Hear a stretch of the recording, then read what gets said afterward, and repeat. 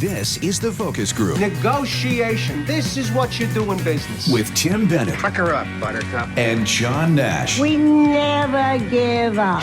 It's the savvy side of 9 to 5. Who knew business talk could be so much fun?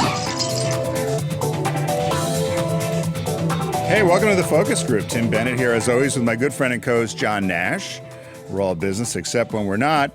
And you can catch us here every Wednesday live, right on Facebook if you're watching, or on our YouTube channel, which is also Focus Group, or The Focus Group. And, of course, on multiple platforms, you can catch the audio and the video versions of our show throughout the week and take us with you anytime you want. Summer's coming up. It's a good time to catch up on all your Focus Group shows and the little clippets. We're now putting those on. John, clippets. Clippets. Is that what they're called? Promos. I think snippet would be the word, but I like a clippet. There's a little clippet. It's on the YouTube, and John has put those there, and you can watch little snippets as well. And of course, we like you to follow along or give us a call. Our phone number is at the bottom there at 877. I got to put my glasses on. 962-6846. You got to make those numbers bigger, John and Garrett. The boys in the booth. We have our There we go. That's perfect. Call 877-962-6846. See, ask and you shall find. Now I feel like seek and you shall now find. it looks like we're like doing. I love that. Now Can you use that for everything? Now we're selling some kind. We're selling. Maybe you can scroll.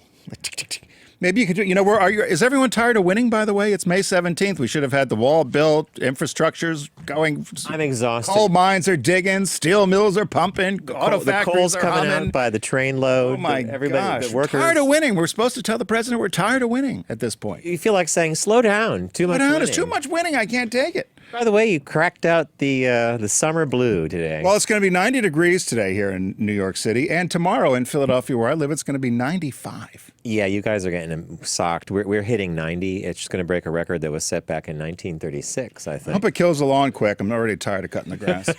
I know. We had so much rain that every time I've had to cut the grass, it's been like every 4 days got to cut the grass. So off that tangent, we have a great show today. We've got Jim Werner joining us. And aside from working at Visit Philly, which is Philadelphia's tourism arm, he has a website which, back in our former platform, he came on when he launched, called Fagabond, with an F. Great website, Fag. Yeah. He's a fag. That's what we talked about it earlier. So anyway, Fagabond celebrating their 5th year anniversary. He's also attended a couple conferences recently we'll ask him about, some conferences you and I used to attend. And then he just came back from a trip to Cuba, which I was fascinated about. So we're going to have him talk to us a little bit about Cuba. And then at the end of the show, get your fingers ready and your dialing fingers ready. John says, pick that flick. And John has we're going to play our movie game. Bunch of great blockbusters in store for you. And we're going to have we're going to do 4 clues for 4 movies, which means we'll be giving away 4 pairs of socks. Which we have to get sent.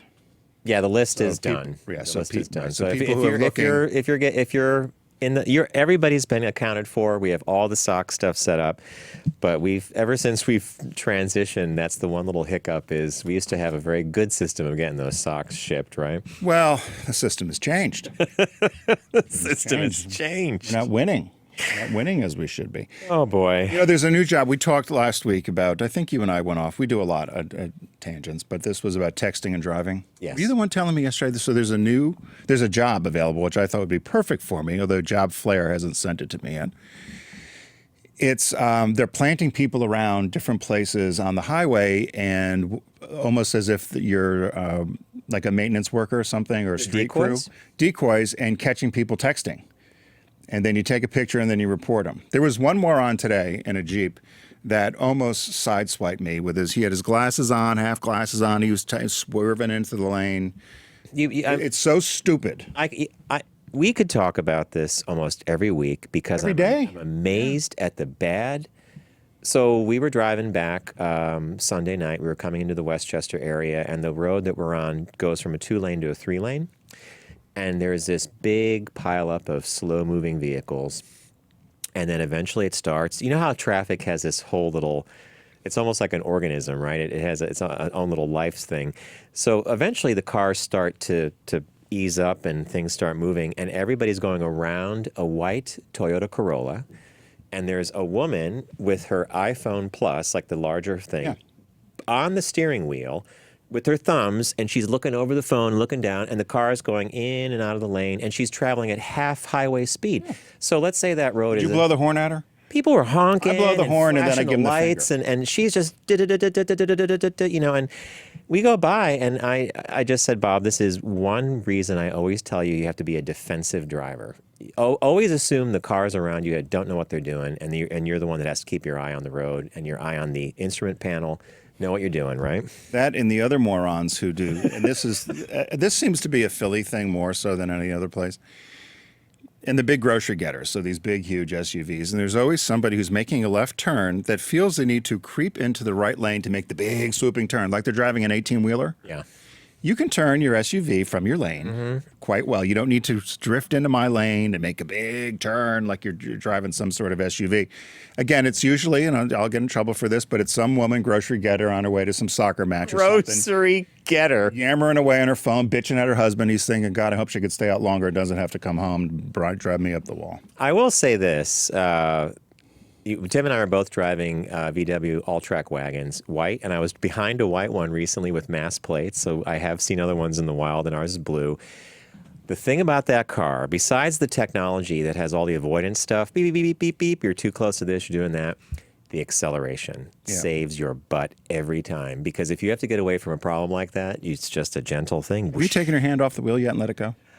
Yeah, all right, so what Tim's talking about is the car has something called active lane assist, but guidance it stays- assistance. stays. So it reads the lines, and if you take your hands off to do something quick, the car actually keeps you in line. And yes, I've done it. And as long as you're on a highway and it's predictable, it actually does corner and stuff. It does. So it's kind of, I guess, preamble to a self-driving car. But it yelled at me the other day because I kept trying to take my hands off as much as possible to see if it would just drive. The wheel vibrates because then it starts saying, starts, telling me essentially put my hands on the wheel. It's not a self-driving car. Unlike that moron who did that. I forget what that award is every year. They give this stupid award every year. Did you ever hear about that? It's like the biggest idiot award, or I'm gonna say what it. I could think of like 7 nominees. But it was from lawsuits or whatever, and some person won a lawsuit. This was 10, 15 years ago with Winnebago. They put the car, one of those big campers, they put it on cruise control, and the person left to walk back and make a cup of coffee. Thought it was self-driving, and it crashed, and then they actually won the lawsuit. I just looked in the booth, and John's face was like, "Oh my God, that's John on the right, and we have Garrett on the left." I think that's the Darwin Award. That's what it is, the Darwin Award. I knew so. Garrett, the Darwin Award? Right, it's for stupidity, essentially, Okay. right? Yep. The attorney actually won the case. They then ended up going back on appeal, and they finally lost. But they said they didn't feel that the driver's manual was clear enough that you needed to, once you use cruise control, you need to still drive the product. They thought you could just get up and wander around your motorhome and take a dump or something. I don't know, on the highway. Yeah, I never assumed that cruise control meant leave the wheel. It's the same with McDonald's. Well, I'd assume the coffee's hot. If I spilled it on my crotch, I'm going to get burnt. That was a whole nother lawsuit with the coffee, and she won. Right, the beverage you're about to enjoy may be hot. Well, really, it's coffee. Oh, so what caught your eye this week? What caught your eye? Here's what Tim and John found. All right, we got to go to Canada again, friends. And I know Tim hails from Canada, and we do love our neighbors to the north. But lately, the niceness is going to wear off soon. I told you that before. With them towards us, or all the things are going to break. The niceness is only going to go so far with Canada, and they got a problem on their hands. Well, we have a trade war going on with them, right? Hate them. Trump's up to something with them. Screwing us with lumber. Canadian poplar is ruining. Make friends with North Korea and piss off the Canadians. Yeah, that doesn't make sense. All right, so the Manitoba Public Insurance Agency has revoked a Star Trek fan's personalized license plate after receiving complaints that its message, ASIMIL8, which stands for assimilate, is offensive to Indigenous peoples. Now, a couple weeks ago, I talked about a similar Canadian issue with a Nova Scotia man named Lauren Grabber, Grabher. Grabber had his plate revoked. So this guy, Nick Troller, has been driving around with the plate for 2 years. It's in a license plate frame that bears the quotes, "We are the Borg," which is a Star Trek line, "Resistance is futile," and then it says "assimilate" in the middle. He says he thought the plate was funny and notes strangers and other Trek fans have complimented him and asked him to take photos with the plate. But Troller got a phone call Wednesday from a staff member of Manitoba Public Insurance who told him two people, one and two, had complained that the word assimilate is offensive to Indigenous people. He also received letters saying that the plate is the property of the Crown and it has to be surrendered, or he has to pay a $100 charge for a different plate. Queen Elizabeth owns that too. The Crown apparently owns the plate, yeah. So She's got her hands in everything. he said, but that's not the point. We've become way too sensitive. You can't say anything anymore to anybody. So then this guy from the National Center for Truth and Reconciliation insists the word assimilate is too offensive to be on a license plate. Wait a minute. Can you go back to the picture again? So And it was from, you're saying it was from Star Trek. It says, so why was it from Star Trek? Because it was there's a race of aliens called the Borg, Right. and they always say and they attack the Federation, which is the good guys, and they say resistance is futile, and we're going to assimilate you. They assimilate cultures and technology. So this guy, So he was a Star Trek fan. huge Star Trek, and in fact, yeah, So that was his defense. that this is just a fan thing, yeah. So this guy, Ry Morin, from the National Center for Truth and Reconciliation, insists the word is bad. For basically the entirety of this country's history, Indigenous peoples have been forcibly assimilated through really extremely destructive means and ways. Words like that, meant or not, have an actual impact on many people. So he had to change the plate. It was just like that grabber thing. And at the end, he just says, Canadians are becoming increasingly less tolerant of free expression. What did I tell you? You have more and more people who believe that they have a legal right to go through life without seeing or without hearing things they find to be offensive. So two people complain. That's it. Assimilate. Can you go in on that plate quick? Or can you go in on it more? So what's on the bottom there? So did he have a Star Trek mention on there, or is that the name of the... Yeah, it says resistance is futile, and at the top it says we are the Borg. And those are Star So Trek. if you were a Star Trek fan, you'd understand you know what that right is. away so what that in is, context, yeah. yeah. A friend of mine got a ticket in Texas just recently because they had a license plate ring. They had a Marietta College ring around the plate, and they got pulled over because the Marietta College part on the bottom blocked out Lone Star State. Texas! Dun, dun, dun, dun, deep in the heart of Texas. So that was the first one, and a really simple other one. So he had to get rid of his plate. He had to get rid of the plate. He had to surrender the plate, and it's because two people complained. And I do agree with him. I think that context is everything. It's a Star Trek inspired plate. It was not meant to, insult people or hurt them. So my second one is really it's a total John one, and also for As if the first one wasn't. Yeah, the first one was totally me too.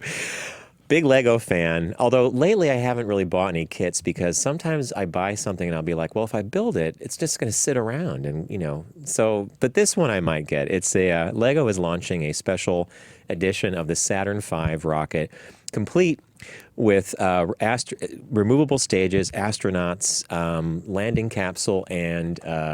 That looks like a boring Lego kit. How exciting would that be to build? It's just a white chute. You'd build the thing on the left if you're watching the on rocket. the Yeah, video. the rocket comes in stages. You just clip, clip, clip. Well, no, and get this. Okay, so this was proposed back in 2014. It received 10,000 votes on the Lego site at the necessary level for them to do the kit. The package, the rocket is 1/110th to scale of the Werner von Braun Saturn V, which took our astronauts to the moon. You know what it costs? This is $119. And get this, here's the best part. The set has precisely 1,969 pieces. And why is that significant? 1969. I thought that was a really clever thing. So it's called the Saturn V set. Yeah, I think it's a euro. It's one. It could be a job for you. Of course, No. you're not good in math. No, I tell you, they have Designing these rockets. They have professional. I thought you were going to talk about Lego. Yeah, designing the kits and the rockets would be They a have good special job for you. people that do this specially. I mean, and they're really like. To know math, you got to be an engineer No, probably. They when they do their builds, they have to design some custom bricks. Like there's a lot of custom bricks on that Saturn V, I imagine. But You're going to spend how much? oh, I'm not spending anything. That's the little Is that R2-D2? What is that? guys. I know it plays so well to the. Is that you know what that is? I don't know what that is. No, it's the lunar lander. That's what our Oh. Here's the splashdown They capsule. look like pool toys. I won't be spending my 119 on that, but I'll get a good bottle of wine for the 119, maybe two. Is that R2D2? All right. So you won't be buying the No. 1,969 brick special commemorative edition of the Saturn V. Our Not in your life. Only is that and the shuttle are really true spaceships. They're not like sci-fi. Somebody gave me that, I give it back. You give it to me. If somebody gave you that's that, true. you give Yeah, it to me. I would give it to you. And I would encourage any listener to. No one's good. Don't ask for that. If Lego's listening and they said we're going to If Lego's listening. we're going to give John on the focus group his own Saturn V kit, I'm going to say yes. When you and Bob got married, you should have had a wedding registry, and that could have been included. I would. Sure, Bob would have would loved have that. scratched that off the list and put on the like Martha Stewart vowels. plates. Yeah, exactly. So what caught your Royal eye? Dalton figurine. So mine was a bit more base, of course. Naturally. So last Sunday, which happened to be Mother's Day, happy Mother's Day to all our mothers out mothers, there, yeah. if we missed you. But everyone knows I take Amtrak every week. Yep. Generally, Ish. it's on time. You know, Ish. I feel like we're in pre-war Poland that if you're Uzbekistan. within 10 minutes, you're on time. But really, in any civilized country, you'd be late. But it's yet to be on time. But so there was running from running from New York to D.C. last Sunday, the train broke down. And in Delaware, around Newport, Delaware, and So close yet so far to DC. which is typical. Right? So for any of you listening outside of the Bosch-Wash corridor, Delaware's a little bit 25 minutes south of Philadelphia on the They train had a on way your to way go. to D.C. Yeah, they had a way to go. So of course, typical Amtrak, they were there, and there's a delay. Sorry for the delay. Somebody usually comes. Can't hear a word. Thing to say. No food, no bathroom. Oh, I thought they would have gotten free pretzels at least. No, so a couple of the passengers decided that they were hungry, so they ordered a pizza. I saw this in the deck, and I thought, who would deliver a pizza to the Amtrak So it says train? pizza delivery man takes a pie to the Amtrak train stuck for hours after hungry passengers call in an order. So it says the Amtrak was on its way from New York to D.C. when a mechanical issue forced it to sit on the tracks for hours. A veteran pizza delivery man in Delaware got an order from the unusual address. It said, we're stalled on the tracks. And they used their little GPS or whatever. There's a picture, if you're watching, of the delivery man. He had to climb over a gully, jumped over some water, whatever, and we're in Got a car good number tip. 5. You got a good tip, right? So it says passenger Mitchell Katz posted the video of the delivery man, Jim Leary. He was walking along the tracks on Sunday. People on board were getting restless, and so they decided they were going to order the food. Is there an open window there on that car below? Like, so John is showing us pictures of. No, the I think it's Amtrak. just a Okay, reflection. it's a reflect. All right. So they said the driver was from Dom's Pizza in Newport, Delaware. He said he cut through a backyard, navigated a steep embankment, jumped over a water-filled ditch, all while balancing 2 pies to make his delivery. Said the 46-year-old Leary said he was rewarded with cheering passengers, and they gave him a $32 tip. He said in all his years of delivering pizza and 17-year history of delivering pizza in 32 different counties across 18 states, this is the first time I've gone to a broken-down train. Wait, a broken down train. It's a whole broken down railroad. Amtrak said on Twitter that the mechanical issue was to blame for the delay, but that was about it. They said they had to actually bring another train in and empty the passengers Oh, my God. and then make their way down to D.C., which reminded me, this story about the pizza delivery thing reminded me, the night JFK Jr. crashed his plane into the drink when he On his way to Nantucket. Martha's Vineyard, Oh, was it Nantucket? Yeah. It was a really, really foggy, super foggy. humid, muggy day. And I was on a flight from Atlanta with a bunch of Subaru people from Atlanta to Philadelphia on U.S. Air. We actually almost hit another plane. That's how bad the weather was, because the plane shot up and Peter was with me. He looks down and said, oh, my God, a plane just went right under us. And we landed in Charlotte, unscheduled stop. Nobody knew why. No one knew for how long. They wouldn't let anybody off the plane. So Beth Gardner decided, well, they're not going to do anything. We're going to order pizzas. So she found a pizza place in The terminal. and had them deliver. They let the pizza guys come on, and we bought pizza for the plane. And then, sure enough, we got back up and flew into I never Philly. heard that story. Oh, you before. didn't? Yeah, It's hilarious. I see. There's something. As long as I've known you, I've never heard the So that reminded me of the same sort of thing of the passengers want to do something. Who doesn't like pizza? Everybody was happy. Even the flight attendants were eating. And then another quick one I saw, which I thought might be a Tim's list, but I decided not to do it as a Tim's list. But they just released 2 days ago are the top 10 names for 2016 for boys and girls. Now, you probably looked ahead already. No, I did not. But I happen to have read 2 different articles that Kylo was Kylo one, or Ray was for a boy, and Ray. No, I didn't see that. It must have been a different article. You must have been reading the Canadian version. No, there was a lot of parents are naming a number of parents are naming their kids after the 2 characters in the new Star Wars trilogy, Kylo Ren and Ray. Always comes back to Star Wars. Apparently not in the top 10, John. No, it does. Not in the top 10. Okay, what are the top? So the top boy's name, you want to guess what the top boy's name is? 4 years in a row now, top boy's 4 name. years in a row. He had an arc. Noah? Noah is number 1. And for female, you have a niece. 3 years in a row, this has been the number 1 name, your niece's name. Emma or Catherine? Emma, okay. Emma. So there is a graphic that has the top, I did the top 5 names for 2016. And I also did 1963. So about 50 years ago, I did what the top names were so you can compare them. So for instance, Michael and Lisa were the top 2 names in 1963. So if you look on the right side, it shows the top names in 63, which are hilarious because we're all on there. Talk about unimaginative, I guess, with our parents. But my name, Timothy, was number 15 in 1963. Okay. Doesn't even come in the top 100 in 2016. Were you named? I was named after a relative. So I was not. I was named after my great-grandfather and my uncle, who all shared the name John. But Bob's name is on there, and he's a little earlier than 63. My sister is in that zone. Yeah. She's Lisa, right? Well, look, I mean, how many Lindas, Karens, Susans, Marys, Lisas, Bobs, Jims, Daves, Johns? The new list, though. The new list is very Sophia, fussy. Isabella, Ava. Isabella, Sophia, Ava. AVA. Sounds like all the Real Housewives of New York names or something. Bravo franchise. But I laughed at the names because I thought, well, things have changed. And my dad wanted to name, he got vetoed, my mother vetoed it, but my brother's name was going to be Boyd.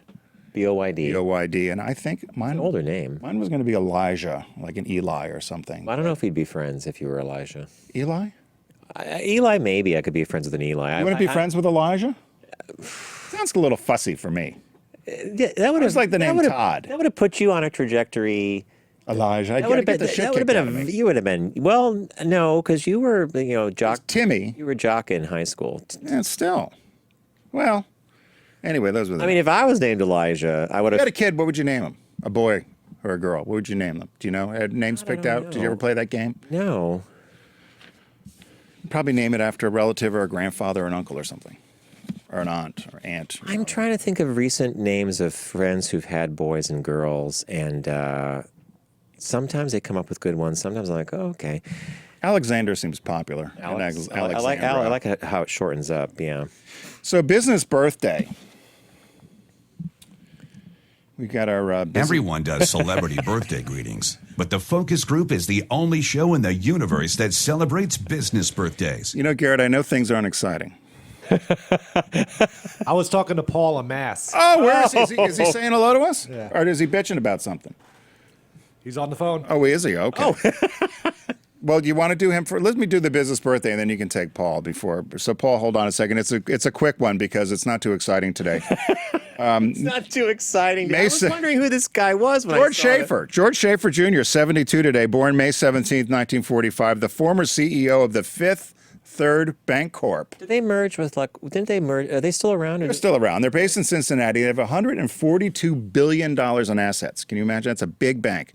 So it's a big regional bank. That's the picture of George there on the left celebrating his 72nd. Doesn't look like he's missed too many meals. But so it's his birthday today if he's listening. He has a very Dickinsonian look to him. Yeah, I think he listens to the show. Like bankers and does he listen to that? Yeah. Say hello. So the Fifth Third, as I said, $142 billion in assets. The bank's been around since the mid-1800s. What I was more interested in was how the bank got its name, because when I used to be a recruiter in banking, Fifth Third came up a lot, and it's just an odd name for a bank, so I'll read it because it's a little confusing. So it said, Fifth Third's unusual name is the result of a merger in 1908 of the Third National Bank and the Fifth National Bank. So to become the Fifth Third National Bank of Cincinnati, and the hyphen was dropped. While the Third National was the senior partner, the merger took place when prohibitionist ideas were gaining popularity.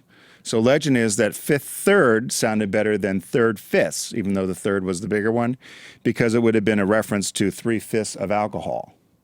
So they did Fifth Third instead of Third Fifths.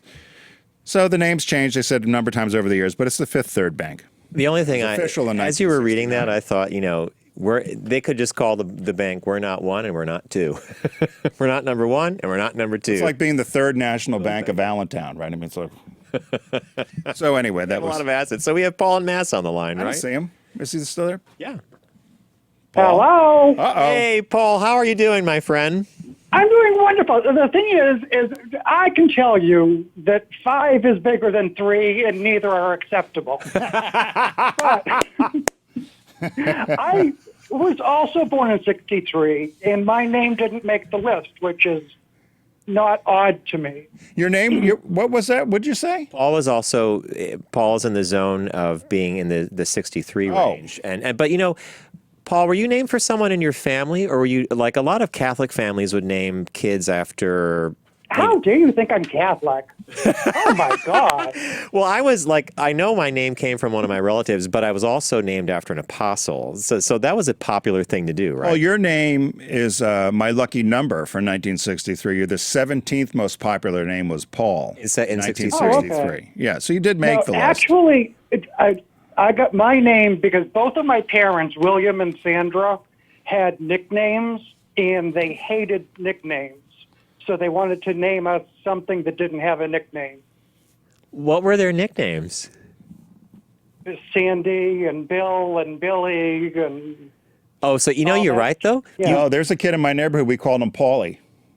Paulie Kopech. Well, the problem We're was... going to call you Paulie in Mass. Paulie in And Mass. so I had to go by my middle name of Todd because there were so many friggin' Pauls in the room. So there you Toddy. go. I like Todd, too, though. Toddy, I love the name. I like Todd. That's a good name. So you actually could go with either one. So how have you been doing, my friend? I've been doing wonderful, and I just thought it was cute that last week with John Oliver has mentioned Fleshlight on his show. Did he really? Yet you have yet to mention Fleshlight on this show. Well, we say we mentioned Flesh Jack or Fleshlight. Is that the one that lights up or that's No, clear? it's a clear one. It's the same company. Yeah. Oh, I don't know about anything about the Fleshlight. Yeah, we appeared on Derek and Romaine's show. Was it 2 weeks ago? Yeah. And we talked about we did a little chit chat about that as well. Fleshlight? Oh, I'll have to get one. You don't have one? No, I don't. Oh, my I think it's a lot of work. I don't need it. It is a lot of work. Derek does that. Derek had one, and he stopped using it because he just had to. He didn't feel like rinsing it out every time he used That's the problem. Convenience counts, right? Convenience counts. So it. Absolutely. so- Absolutely. well, All right, guys, you have a great show. Love Thanks, you. Paul, you, thank Paul. you. Enjoy this weather upstate. I mean, way upstate. It's 90. No, I know. It's I old. know. It's hot. Hey, Oh, before I hate it. before we is that a fleshlight? Yes. Look, Paul. Who's had it? Who had that? It's called the Fleshlight to say? go. Is I it think big Allie enough? had it. This is a different Oh, that's fascinating. portable, discreet for the man on the go. How many of those do we have? We got a whole box Oh, of can I them. take one home? They used to be a sponsor of our network. Oh, I like that. That's a good idea. Wait, well, this isn't Davy Wavy, so we can't try it on Okay, on so set, there you but- go. Or you could do this like Davy Wavy. Oh, yeah, it's a lot of fun. It's a lot of Hey, fun. we're family friendly. I know. Well, there's another call, right? Okay, who do we got, Garrett? Kip in Ohio. Oh, we got Kip. No, it's Kip in Idaho, right? Unless in Kip Idaho. might be in Ohio. Yeah, Idaho, yeah. Hey, Kip, how you doing? I'm well, thank you, and thank you for remembering I'm in Idaho. Which is snowing there, I think. Yeah, you guys have like. I was just going to say this weather is bull. You guys are enjoying 90 degrees, and it's snowing while we're listening to the show. Wow. You guys have Not snow cool. right now?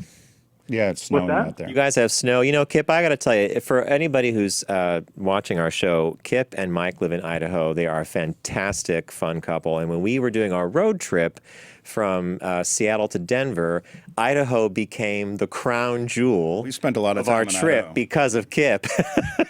Spent a lot of speaking time. of crown jewels in Idaho, I wanted to let you guys know. It made me think of you when I saw this on the news yesterday. Tuesday, there were some local elections happening, and one of them was a vote to disincorporate Atomic City, Idaho, where you guys stopped and took some photos. So I was just wondering, if they did disincorporate, would that just mean it was named Atomic? Kip, that's good. The incorporation allows them to say city, right? Well, then they could Luckily, have. the vote didn't pass, and all 23 residents still are living in the city. Wow. Yeah, Kip's talking about this. This was going to be one of the highlights of our trip. And actually, what did become one of the highlights was Craters of the Moon National Monument, which was a totally super cool You know what thing. I did? That's funny. It's funny you called today, Kip. I'm wearing sneakers that I haven't worn since we were in Idaho, and I took I took the sneaker out, and I was petrified because there was this brown thing in there, and I thought maybe Matt's dog went and took a poop in my shoe. It was lava. It was a rock. It was a piece of lava from Craters of the Moon. You're welcome for the souvenir. Yes. Hey, thanks for calling. Thank you, Kip. Hey, I just wanted to mention, too, something else that caught my eye. I don't know if you guys have seen this, but it kind of freaks me out. I have mixed feelings. It's the romp hymn. Have you seen that? It's a romper for men. Yeah. Oh, yeah. I think it's completely gay and really weird, but the guys that are in them look pretty hot.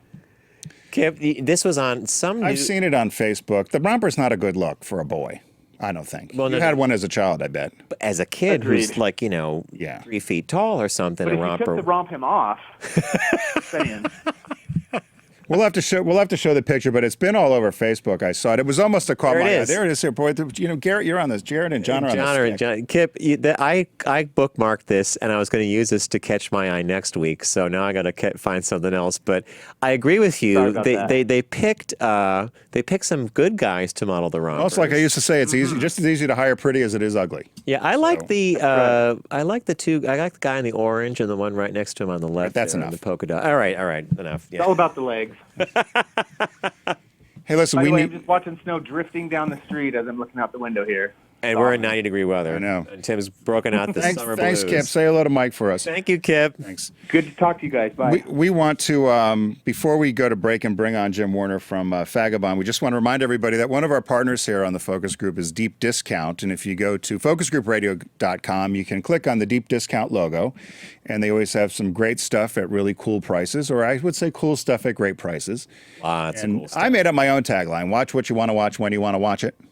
So you don't have to deal with cable She and sells seashells by the seashore. Very That's well my done. little Watch little what shtick. you want when you want to watch it. But I will say that this week, so if you go to Focus Group Radio, click on the Deep Discount logo because we get credit for that.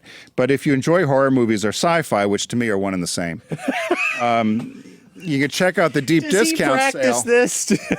Do you practice Watching a horror and sci-fi, watching are sci-fi for movie is horror for me. That's a horror for you. Horror for me. So I'm going to turn this over to John because he actually was excited, and they have nearly 4,000 titles of different horror and sci-fi movies. So John, you picked out a few. Okay, so that's the homepage for the horror and sci-fi sale that John just put up, and actually right at the top is Arrival, great movie with Amy Adams that came out last year. It's a good, serious science fiction. But what I did to help everybody watching today or listening is I picked 3 titles from the sci-fi sale that I think you may or may not have seen, but they definitely are worth your time to buy and watch.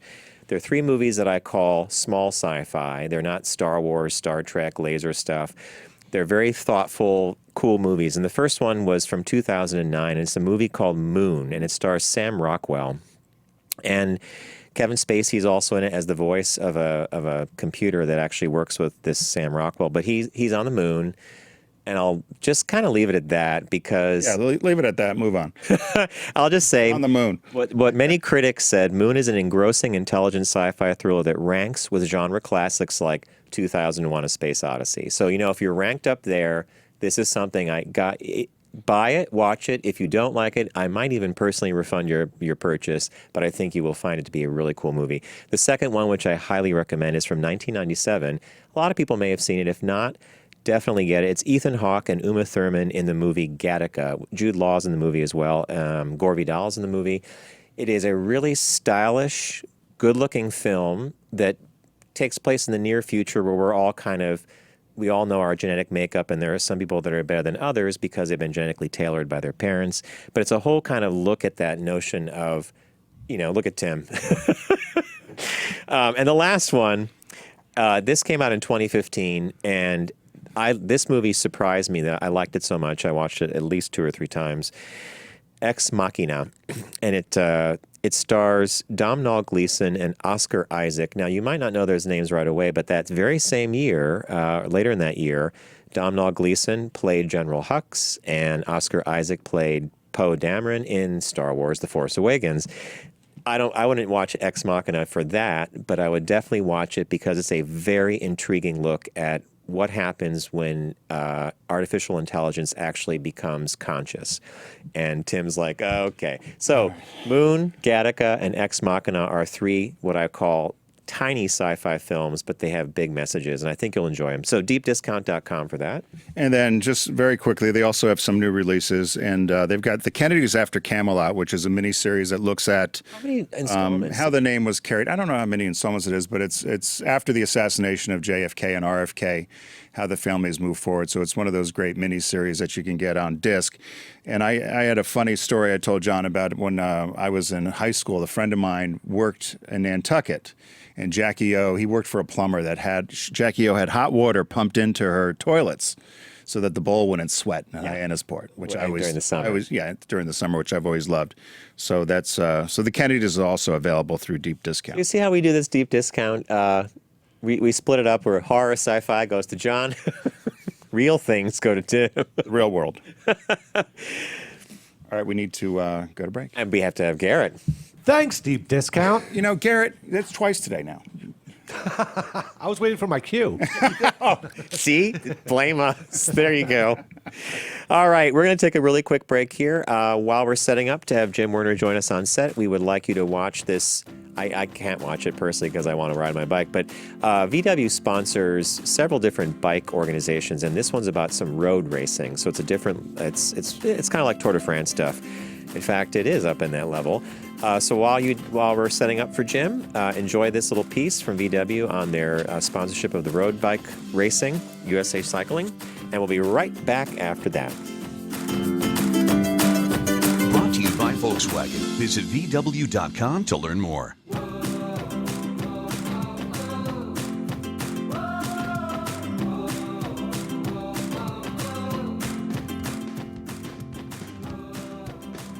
Cycling is such a team sport in that there's team tactics and it takes a team to win a race. The dynamic during a road race in a big peloton of riders really changes a lot from moment to moment. In order to set the leader up so that they can rest, we're trying to force other teams to chase. The sport of cycling is a team sport, and so there's a lot of tactics that are involved. They pace you back up, they pace you off the front of the peloton, they protect you from the wind, and they also give you a lot of moral support and team camaraderie. They're not just my teammates and my coworkers, but they're my friends and the people who I'm with all year. You have to have a cohesive team that you've bonded with both on and off the bike. It ends up being part of what your family is as well. Knowing that the team car is behind me, it has my back, and it's with us at all times gives me a lot of confidence. The director is usually driving the car as well as the mechanic. Letting us know where we're going, how we're going to get there, and what's going to arise when we come around the next corner. The bike gives me a sense of freedom. I love the air in my face, I love the adventure it brings, and I love the challenge to push myself and find out what I'm capable of. I think that pushing your body to your own limits, there's nothing better. At the end of the day, it's something you have to put your heart and soul into in order to be successful. You get tired and you're thinking about how hard it is, but then you kind of remind yourself, you get to race your bike every day and you get to go out there and do something you love every day, and not many people get that opportunity. Now, back to the focus group with Tim and John. Glamour today is nothing but a tight skirt, loose hips, and wet lips. An entertaining look at the world of business. Make it work. Make it work. Make it work. Work. Hey, welcome back to the focus group. Tim Bennett here, as always, with my good friend and co-host John Nash. We're all business except when we're not. Be sure to follow along at all of our social media, which is branded Focus Group Radio. And during the week, we post little snippets. I call them clippets. What did I call them? Snippets? Well, you call them clippets, but they're snippets. I like clippets. And of the show during the week, so you can follow along. Billy from New York, you had called, and we had to. We were tight on time. But if you want to call us back later, please. I think do. Billy was basically saying we're going off the rails. We're being must have been the fleshlight. Crazy, yeah. So speaking of faggots, the. Start right. Well, so Jim Werner of the gate. Jim Werner is joining us, and I say that because I was reading your bio here, and so you're one of the founders of Fagabond, which is Fagabond. Fagabond, and it says, the founders of Fagabond are part of a queer movement working to reclaim the word fag, and we wear it very proudly. We wear it very proudly. We So- travel very proudly wearing it. Can I tell you a little story about Fagabond? Well, I Go ahead. just want to welcome to the show, and so we want to talk about your 5th anniversary, and then we'll go from there. So, John, what was Okay, so a couple years ago when I owned my last ad agency, we used to work with Philly, and we did some campaign work. And one day, Jim reached out to me and said, hey, could I ask your professional opinion about something? And you sent me the logo, a couple of logos and names. For Fagabond, and it was this great. The logo on the website, it says Fagabond. There's one of those like hobo sticks, a little sack, and John could probably zoom in for us. And I remember sitting on that email for a while, and I just puzzled about it. I thought, now what? Because I instantly liked the idea, but I was really torn about fag. But ultimately, I thought, you know what? This is your mission. This is what you're doing. This is who you're talking to, and you're reclaiming the word. And I thought it was really cool. So I sent Jim a note and said, I would go with Fagabond. I think the logo's great. It looks great. And here we are. So have you gotten pushback from the name? A little, sure. I mean, we went, when we started it, we knew that it was going to be a little controversial for sure. So yeah, we've had some pushback, but then we equally get compliments on it. We equally get emails that say this is great. This is so funny. And I think, the name Fagabond, it is what it is, but it's also that tagline that goes with it. So it's Fagabond, but same-sex, different travel. Right. And I think that people realize it is more serious. And when you read the content, yes. So what makes you guys different from the other, quote, sites that are out there for LGBT travel? Why are you guys different? So why are we different?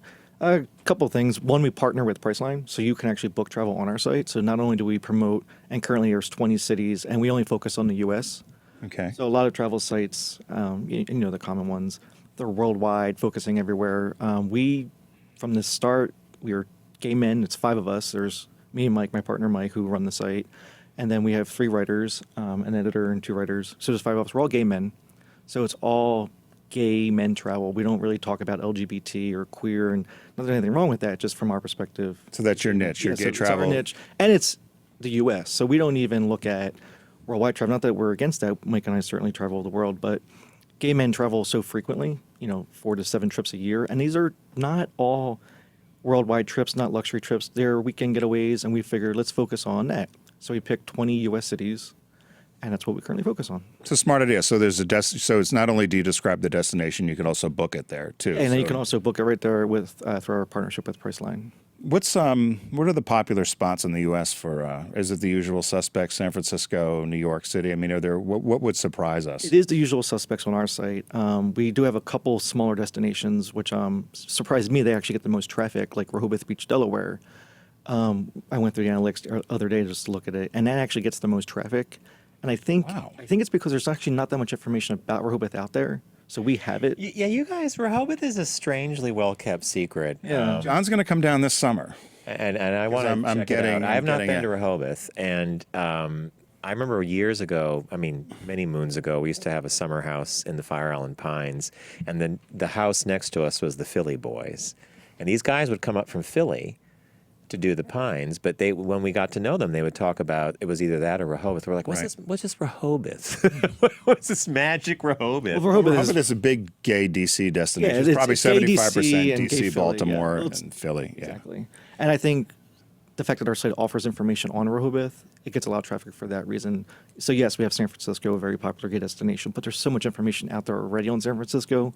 Right. What are we adding? We're adding our voice to it. We're adding our experiences at San Francisco.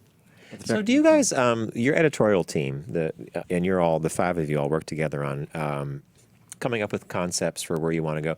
Do you sometimes sit down and say, okay, we're U.S. based. Let's do a couple pieces on visiting the national parks. Mm-hmm. Would that ever cross the radar, or is that too? No, it does. We didn't do that specifically, but we do in the beginning of the year look at a content calendar, and it's not just we try to focus on those 20 cities, but we do go beyond that. So we'll write things about like Walt Disney World, even though Orlando is not one of the 20 cities. So we do tend to write about events, other things happening. As a matter of fact, just 2 weeks ago, we did a piece on Miami, which is one of our 20 cities, but it was a spin to it, and we did a Golden Girls travel guide to Miami. You said it was very popular. Golden right? Girls travel guide to. Yeah, so we focused on spots that we can relate, that we know were in the show and that are still exist, and said, when Sophia and her friend Alvin were at the Miami Boardwalk, well, you can go to the Miami Boardwalk, and here's where it is, and here's what to do there. That's a great idea. Do you differentiate Miami from South Beach? We include both on the site as one, but when we write about it, we do have a lot of information on South Beach or Miami downtown city, but on the site it's under one header. Okay, because I know a lot of people who kind of consider them to almost be separate.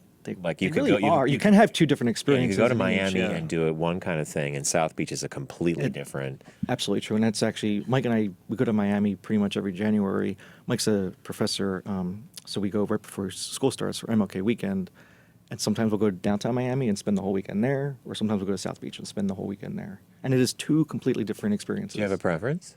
I prefer South Beach. Yeah. I was going to say, do you have a favorite place in the U.S. you guys like to travel to over and over again? We were talking about this before the show, actually. I was going to say, Key West, we tend to go there a lot. So what is Fantasy Fest? I saw that. You have Fantasy Fest in Key West. What is that? Fantasy Fest is their big Halloween celebration. So it's always the Saturday before Halloween, unless Halloween falls on a Saturday. It's 10 days of just debauchery and this crazy madness. It's this little tiny island with about 5,000 people that turns into 50,000 people.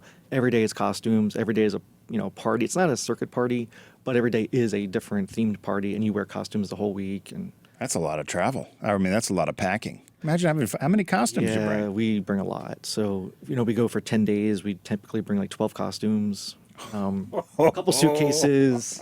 Do you fly in, or do you fly to Miami and drive down? We've done both. We have flown in, and I prefer to do that. But when you can't get a reasonable flight, we'll fly to Miami and drive down. And then we always, no matter what, fly out of Key West, though, because there's no way we're going to drive back to Miami after 10 days of just It's a beautiful drive, by the way. You did the drive once. You said you wouldn't do it again.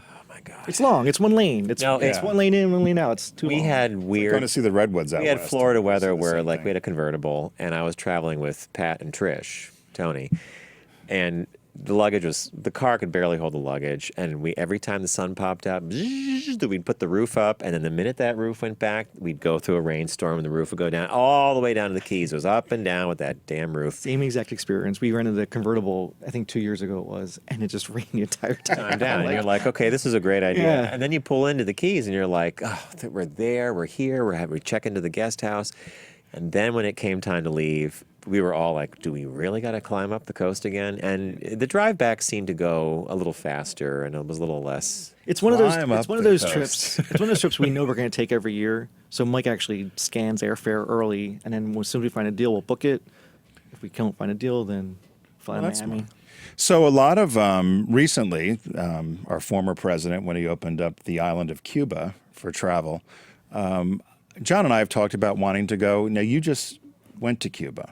We did. We went. And what were your impressions, or what was because I hear mixed reviews, but what was your experience in Cuba? Overall, I absolutely loved it. The thing is, and I would like to go back again, but I'd go back and do different things. We went to Havana, so we spent pretty much the entire 10 days in the city of Havana. We did take 2 day trips, one to Vanales, one to the beach. But being in the city that long, and so how big is Havana? I mean, what would you compare Havana to in the U.S.? I think in like Baltimore. Well, no, in terms of like size, probably Philadelphia, but in terms of population, more like Chicago. Wow. So it's crowded. It's dense. a very, very dense city, and there's a lot of different areas of Havana, a lot of different neighborhoods. But there's 3 primary neighborhoods that where tourists would go, and it's just really crowded. It's overwhelming. The smells of the city, you look at these beautiful 1950 American cars, but they're all running on diesel fuel. And then you just smell. The smell of the city is like, I can't even explain it. Not pleasant? No. Not pleasant after 10 days. Like the first day I was like, oh, okay, this is fine. It's charming. Yeah. After 10 days, I was like. Local flavor, local color. Yeah. After 10 days, it was like, I want to get to the mountains. I want to go to the beach. I want to get out of here. And I know I would like to go back again. Are you able to move around on your own or no? We had tour guides. You're not supposed to, so we weren't. You're not allowed to travel there. So we were there on a people-to-people visa. So you still can't just get an airline ticket and go? Unless you have to you're go coming for through there's Canada, one of or well no there's one of like 12 reasons you can go legally through the State Department or through the Treasury Department. So we went people to people. It's very easy to do. It's extremely easy to get there. We flew out of JFK, direct flight. It was like 3.5 hours. They took care of our visas for us. The Delta Airlines did. Then we set up what tours. does people to people mean? It's like cultural exchange, education. Oh. Yeah. Hi. But prior to getting there, we set up a bunch of tours. So we had tour guides. We had things to do every single day. Did you do? Is there gay life there? I was Did you just get Oh a- my God! Yes. I was actually really surprised. More gay life there than some cities we've been to in America. There was about, and I don't know if you define gay life by nightclubs, but there was 5 gay nightclubs. There was really popular drag shows, and it's it's communist country, universal health care, transgender people, everywhere, and no questions asked. There was no hang up on it. It was so interesting. That actually surprises me. And I had friends who traveled to Cuba, I want to say it was about 8 years ago, and they went through Mexico. So they couldn't have their passport stamped. They booked they went to, I forget what town in Mexico or what city, then they flew to Cuba. And it was my friends Jim and Bob, and they got back, and Jim talked about the gay scene as being incredibly vital and active. And he said it was almost like stepping back in time to the 70s or 80s with how colorful it was and how it was all people, the clubs and the bars. And I was actually shocked by that because I always thought repression. Yeah. No, it was also, and to me, and I was going to the clubs in the '90s in Philly before cell phones, and it was very much like that. So there's no real use. No of one's cell phones. wandering Everybody's around on their cell phone. Grinder looking for a hookup. You are there. You are talking to people. You're meeting people face to face. It's just a great That'd be great if you had a bar where you'd have everybody check your phone like you would check your coat, check your phone. Like a bathhouse, so check that you your have clothes, to check deal your with phone. people. What about English? It wasn't. Did you get we got fine. I mean, I don't speak Spanish, but pretty much people we would encounter like 40 years or so and younger, English speaking. So they're not learning Russian and Spanish. And Spanish. Could you imagine? Hey, comrade, Well, that's welcome to Cuba. it's a Russian. We booked our Russian, tours though, because we did have to go. We did satellite. go through tour companies. We booked our tours with an English-speaking guides. We made sure. And then what's it if you went out to eat or you got a beer or a drink or something? What's it cost? I mean, is it affordable or is it Very inexpensive. Yeah. Drinks are literally an entire bottle of rum for like $3, $3.95, I think it was. That's at the what they liquor charge you store. for ice at some bars, right? Yeah, you Beers get were free for the $1. ice. Beers were $1. Did you have conversations? So if you went out to a club or a bar, did you have conversations with gay Cubans? Mhm. And hey, welcome to the country? What were the conversations? Everybody pretty much said the same thing to me. It was like, we love Americans. We just don't love your politics. They all absolutely love Mariela Castro, Raul's daughter, who I they think do is like her. leading really the charge. She's not a lesbian, but she's definitely leading the gay rights movement in Cuba. And everybody, she is a saint to these people. It's Do you think interesting. she'll run for political office? I know she got the Out and Equal award, or not Out and Equal, the Equality Forum award a couple of years ago. It was a big deal for her to get out of the country to get into the U.S. Mm-hmm. But I had the impression that she might have had political aspirations. Is it Fidel's niece or something? Yeah, it's his niece. It's Raul's daughter. Okay. I don't know about that. But the people we did talk to, and we talked to quite a few, they are not able to travel. So there's a lot of questions on when you go to Europe, what is it like? What is America like? What is Europe like? So they're not able to travel. Well, they don't have the means. I think they're allowed to. It's just It's they just expensive. it's expensive. Remember, government salary is like $20 a month there. Did you walk into any food stores and stuff? We You did. just- We did, yeah. and I always had the impression 4 cans of Campbell's soup on a shelf and empty shelves. But is it? Yeah, it kind of. Oh, really? kind of is like that. So there's no, at least my experience there, and we did go to quite a few mercados. There's no big supermarket. There's no chains. There's none of that. So you go in the store. What it they is have, a couple. they have. It's what they have. They have. It's actually we would see the old ladies going in with their styrofoam cup, getting a cup of rice, and they make dinner that night. They don't overconsume. You don't buy 5 pounds of rice. You take it home. They'd go in and buy what they're What they using need for the that day. day. That's sort of European in a way when you think. It was actually, I really like that part of it. When I think to our trip, it was very structured, which is not how we typically travel. So I like that part. And I also liked the fact there was no overconsumption, and there's really no advertising there, which was like striking to me. Like being in this industry, Really? you So- go into a supermarket, you don't see like Campbell's and Oreo and Nothing on sale. Nothing. It is Coupons, like, buy one, get you one. go in, you buy what you want, and you leave. There's no advertisements, and there's no Coca-Cola and none of that. It's Sounds like paradise. Does that carry through to general street scenes? yeah, there's really no billboards. There's a few billboards. Nothing in the city proper, like on the highways heading. Well, use that term loosely, but on the roads heading to the beach. Use the term loosely for the highway. On the roads heading to the beach, there were billboards, but they weren't advertisements for any product. It was, propaganda. Propaganda. Right. So it was like, long live Fidel, long live Cuba, Fidel's life. Like Work things like, long and prosper. Yeah, it was things or, like that. And they hammer were, and sickle. But they're actually like beautiful, typography and that kind of stuff. But there, you're not going to see any ads for a beer company, a cola company, food, Cigars. nothing like that. Nothing. Did you smoke a cigar, Cuban? I did not. No. I did buy quite a few cigars. Are you allowed to bring them in now? Yeah, so you're allowed up to $100 worth of tobacco and alcohol. Wow. Because I know people who will only have a Cuban. We have to go to Cuba, John. It was really. What about the internets? So it exists. You can get Wi-Fi. It's really, really spotty. It's actually also pretty expensive for Cubans. So the Wi-Fi basically is at the hotels. So if you go to the hotel lobby, you have to buy it for an hour. So you pay $7 per hour.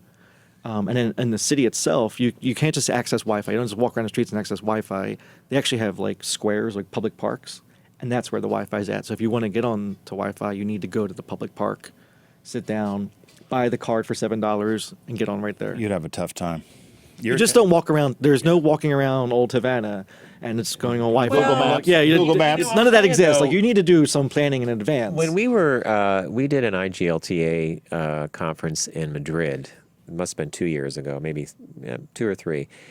And I would argue that if, as an American, if you don't go over with your phone prepared for their data network, you're kind of at the whim of hotel available, lobby yeah. or Yeah, restaurant yeah. Wi-Fi. And I got used to that pretty quickly. And a lot of the journalists we were traveling with, they would wait till they got to a restaurant, get the password, and then they would do all their communication, and then they wouldn't do anything until they got to the hotel. I loved it. So Yeah, I would tell- We were there for it was 10 days, and I was on the internet probably 2 hours the entire 10 days.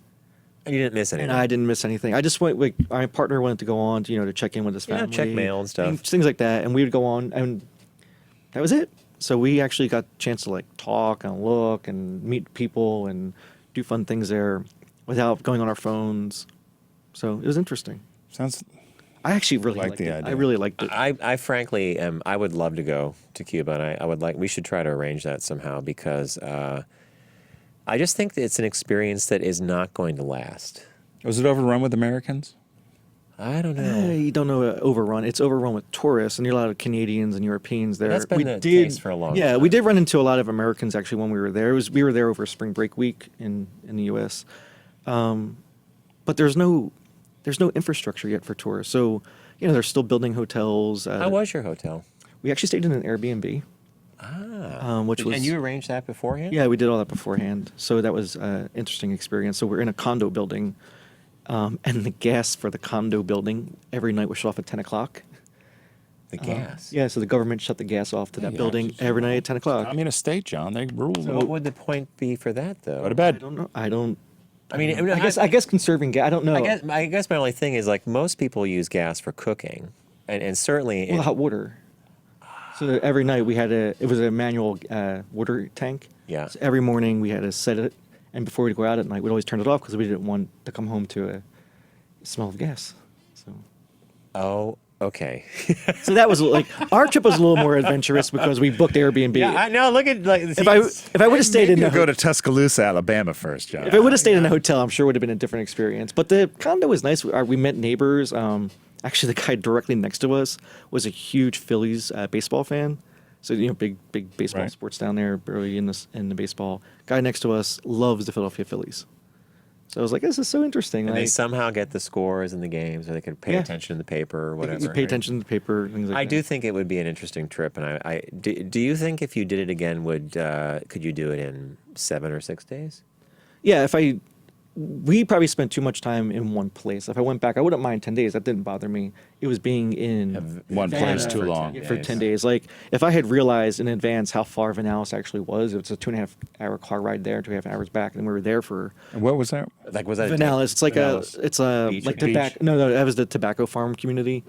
Was The that a day beach, trip for you guys? That was a day trip. So you However, only had a couple hours there. Yeah, and if I realized that in advance, I wouldn't have made it a day trip. I would have went there for like 2 or 3 days because there are Airbnb houses there as well.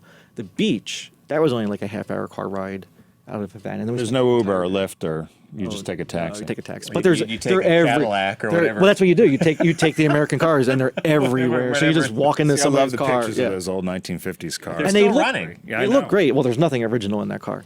They look great, but they smell. No, like- yeah, I didn't they realize smell they were burning horrible. diesel. By the way, Oh, it's all diesel fuel, and it's just the smell of that. And I don't want to get too graphic, but there's stray dogs everywhere. So you've been to Key West, so like they feral have dogs. cats. Yeah, Cuba, dogs everywhere. So there's just feces on the ground.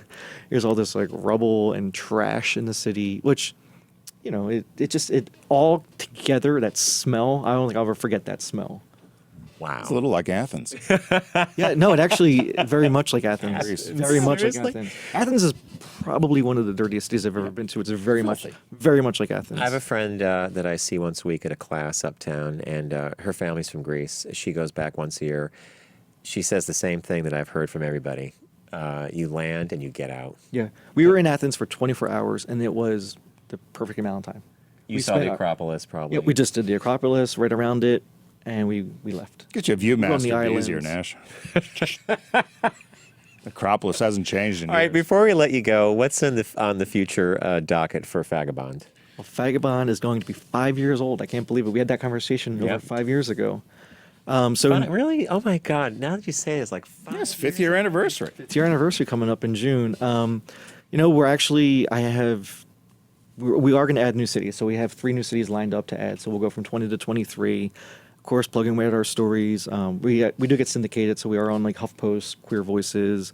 We have 2 other magazines looking out to put some information in right now as well. So we'll see more of our content out there. Yeah, you're a good writer. Jim's actually a good writer, and I think that Tim talks about this something. Is Jim writes because he writes. He's a writer. He's doing a lot of things, John. He's got a full-time job plus. Renaissance Right. man. I have a You teach. I have a 9 to 5 job. I have an adjunct professor. I have a full-time job at Visit Philly. I have Are you an adjunct at Tufts? Is it No, Temple University. I want him to give me an adjunct job.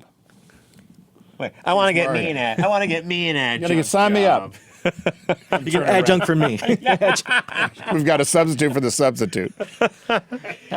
But one thing I remember the writing. I remember once you had lunch or coffee with Tim in Philly, and we were talking. He talked to you about the writing thing, and it's a discipline, isn't it? It is, and you know what I like about our writing on our site, and we all kind of are the same way. It is funny, and there's a lot of puns in the writing, but at the end of the day, it's like there is a nugget of seriousness there. It's like here's what to really do, what to look out for, but we try to be fun. We try to be fun with it. Do you approach do you guys, from an editorial perspective, approach the writing as if you're having a conversation with somebody? Absolutely. Yeah. Okay. It's like our show. Yeah. Well, I actually, when Jim was describing Fagabond, he's like, there's all this fun stuff and puns, and there's a nugget in there. You got to dig in our show sometimes to find the I nugget. mean, like, again, the Golden Girls piece, like, it's fun, it's funny, it's fun, and people relate to the Golden Girls, but it's actually really a travel guide, so you could actually use the piece and information. see these 7 things in Miami. that are actually but it's things funny, that they did. Yeah. All right, I want to thank you, Jim, for joining us. The site is fagabond.com. It's celebrating its 5th year. 23, how many cities? 20? 20 right now, and 20 we're about cities. to launch 3 more. So You could book your travel if you're going to be doing anything off the Fagabond site through their partner Priceline.com. And you can stay with us. Hey, guys, how do we want to work the game? Should we play audio clues now and then go to break? Yeah, I think we could. Yeah, Could we do play that? them now. Give people time to call in. Yeah, all right, so stick with us for a sec. We're gonna play clues now for our game called Pick That Flick. And Garrett, I have them just 1, 2, 3, 4 in there. And we'll play them now. John, We're going to take a quick break. you really listened to Tim and made that That is thing fantastic. I don't need to huge. put my glasses on. Well, to me, as a designer, I'm like, it could be designer a little Schreiner. bit.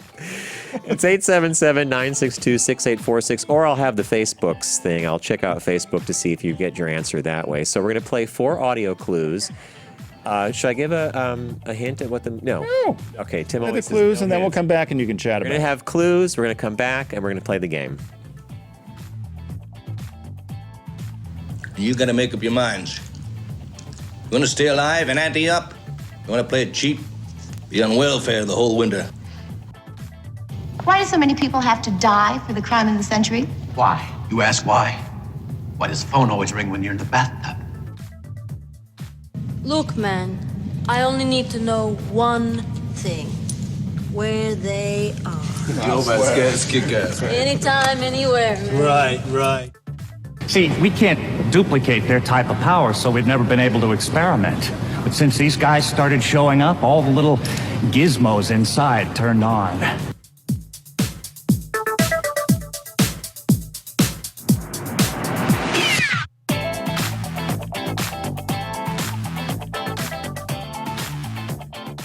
Brought to you by Volkswagen. Visit VW.com to learn more.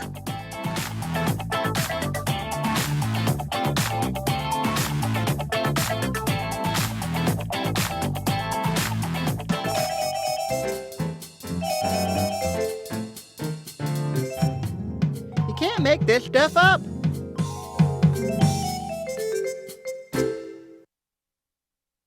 I'm an uptown girl with a decidedly downtown feel. I was over at the Bonwit teller at the going out of business sale because I like Bonwits. And these two swanky gals got on the elevator, both stunk like French whores, and they're looking at each other and they're looking at me. Of course, I had my fur on, it was 70 degrees, but people treat you different when you wear fur. So one says to the other, "You smell so pretty. What do you have on?" "Chanel, $200 an ounce." The other one says, "Ooh, I got on Gucci, $350 an ounce." So, of course, when the elevator stopped, I got off and gave my own little Hawaiian serenade. Broccoli, 99 cents a pound. Hello, hello. You know, there's an awful lot of channels on the set. I belong on one. Showtime, Comedy Central, whatever. I'm a whore for a good time. So, anyways, I'm looking for an agent, somebody to come put me on the big set. If you've noticed my sofa, I got a Reno pillow. I don't have a problem throwing the dice, seeing what lady luck brings me. Focus on the savvy side of 9 to 5 with the Focus Group. Been in business a week. I got more money than I know what to do with. Listen, laugh, and learn with Tim and John. Herrera Rocher. He is doing well. I guess that was our version of a penny cartoon from our old Pee Wee Herman days. John and I did that cartoon 17 years ago. John There will be tells more me to now. come, and this was That's an old one. I was surprised you put that in there. This was the day I said to Tim, "I'm going to buy some software. I'll be up and running in 7 days. We're going to animate. We're going to make cartoons." It's years and years, and now I'm in school for animation, and I look at that cartoon, and I said to you at lunch, I could do a way better job. We had a studio do that for us. We need new bits. So John, it's time for John Says Pick That Flick. So if you know one of the 4 movie clues that were played, we'll have Garrett play them again. But give us a call at 877-962-6846. Or John's got Facebook up, and if you want to guess what Yeah, one and of the by the 4 way, clips is there. Paul said, while Jim was on, I don't mean to, if I'm not looking at the camera, I'm looking at this, I'm sorry. Paul said when Jim was on, he goes, "The closer to Guantanamo, the better the Wi-Fi." That was good. That's a good line. So do you want to run the clips again then, John? Yeah, we'll run them through. It's 1, 2, 3, and 4, and then I have some guesses here on Facebook already too, so we'll do that. You gotta make up your minds. You wanna stay alive and ante up? You wanna play it cheap? Be on welfare the whole winter. Yeah, you should know that one. I don't. I don't know. Why do so many people have to die for the crime of the century? Why? You ask why. Why does the phone always ring when you're in the bathtub? Look, man, I only need to know one thing. Where they are. Yo, Vasquez, kick ass. Anytime, anywhere. man. Right. See, we can't duplicate their type of power, so we've never been able to experiment. But since these guys started showing up, all the little gizmos inside turned on. So if anybody knows what one of those 4 clips are, you get a pair of our famous Focus Group radio socks. So John, how do you want to do this? Okay, so we'll take Billy, but we have some winners, and so if you're playing on Facebook, you'll win as well if you got it right. And let's do some calls. So let's take Billy in New York. Hello, darling. Hey, how are you? Billy, I'm good. It's a little hot. Did you think we were? Oh, hey, it can't be that hot upstate, though, right? Oh, yes, it is. Oh, okay, all right. Did you have a guess for any of the 4 clips that John had produced? Number 2 is Superman when he was in those nice tights. And that would be Superman from which Superman do you think? Well, the one with Christopher Reeve, with Lois falling out of the helicopter and having a bad day.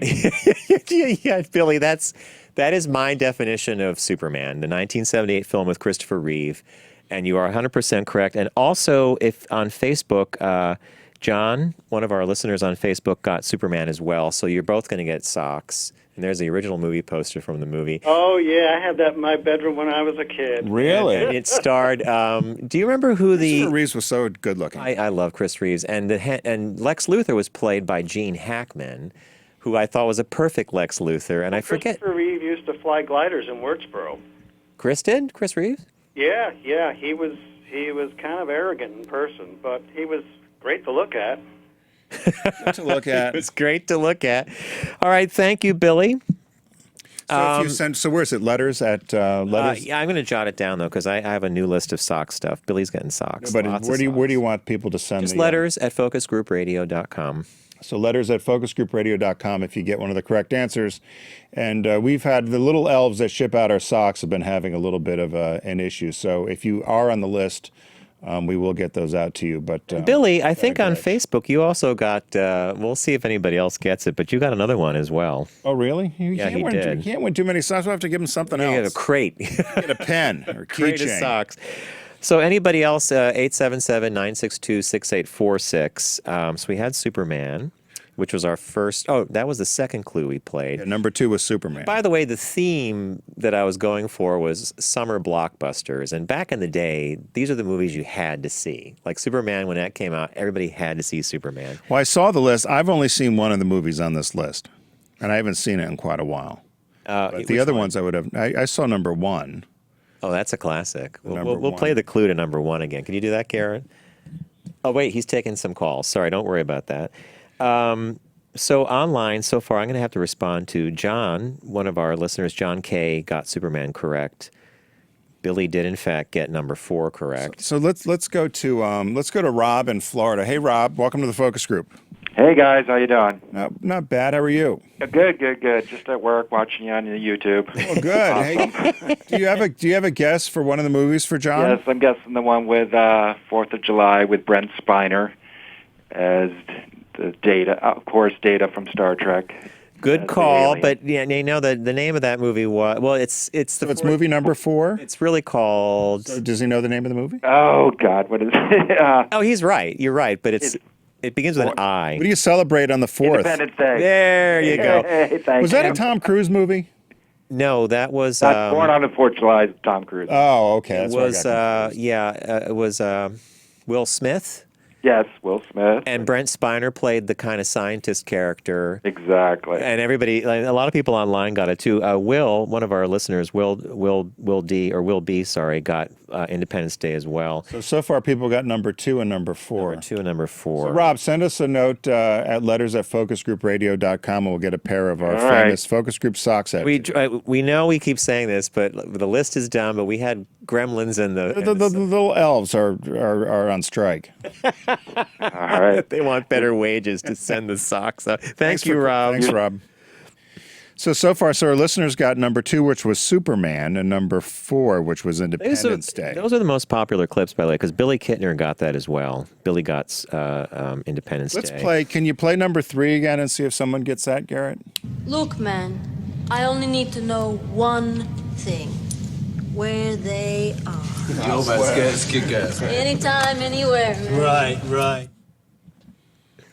Anyone get number 3, John? Did you know that one? I had no idea. To me, it sounded like it was about ready to be a rumble in some alley street in New York. And well, it wasn't going to be in an alley in New York, but a rumble was on the way. Really? Some baddies. So without any context, that's what I thought. It sounded like it's some sort of little fight to go down.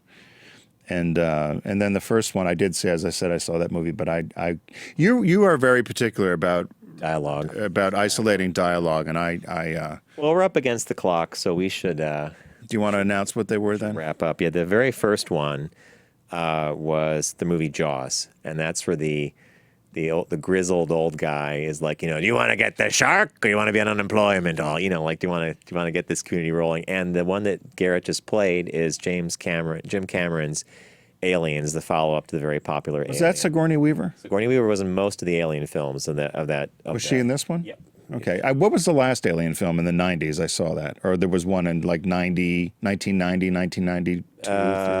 There was, guys, I don't remember the names of them all. There's Aliens 3. I did get forced to go see that. Was it the one where they're on the prison planet? There was like these big things grabbing people, tentacles. Resurrection, Alien. Like a big octopus was chasing her down an alley. Winona Ryder was in it. Yeah. Right before she started stealing. Before she was a shoplifter, yeah. All right. Thank you, John. Those were summer blockbusters of days gone by. So, hey, we want to thank everybody for joining us today. If you watched on Facebook or YouTube, if you didn't get to see the show as a live broadcast, by all means, check out YouTube. Our channel is up and running there, Focus Group Radio. We have the full show plus little clips that we have up there. Audio is Apple Podcasts, Stitcher, Google Play, iHeartRadio. And that's actually where we get everything. And focusgroupradio.com is the easiest place to find all this information out, including, on the bottom right, the logo for our partner Deep Discount.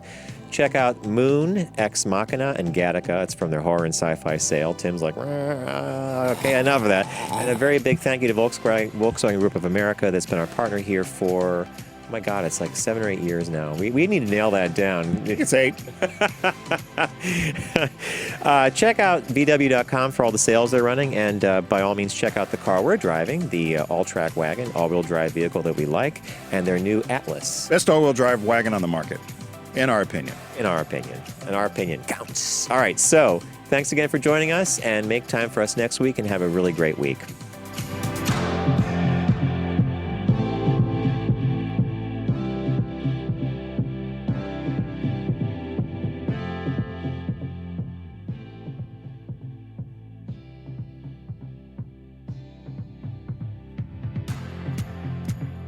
It's the Focus Group with Tim Bennett and John Nash.